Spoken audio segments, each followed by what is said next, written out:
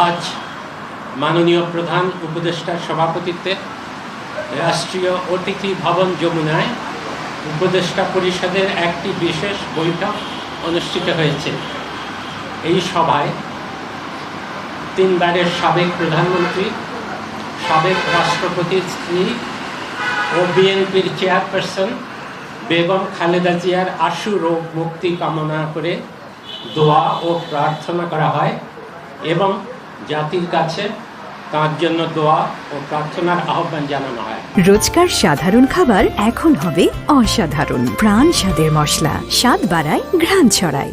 সভায় বেগম খালেদা জিয়ার বর্তমান শারীরিক অবস্থা বিবেচনায় হাসপাতালে তার নির্বিঘ্ন চিকিৎসা, প্রয়োজনে উন্নত চিকিৎসার জন্য বিদেশে নিয়ে যাওয়ার পরিকল্পনা, তার নিরাপত্তা ও যাতায়াতের সুবিধা এবং উচ্চ মর্যাদা বিবেচনায় তাকে রাষ্ট্রের অতি গুরুত্বপূর্ণ ব্যক্তি ভিভিআইপি ঘোষণা করার সিদ্ধান্ত নেওয়া হয়।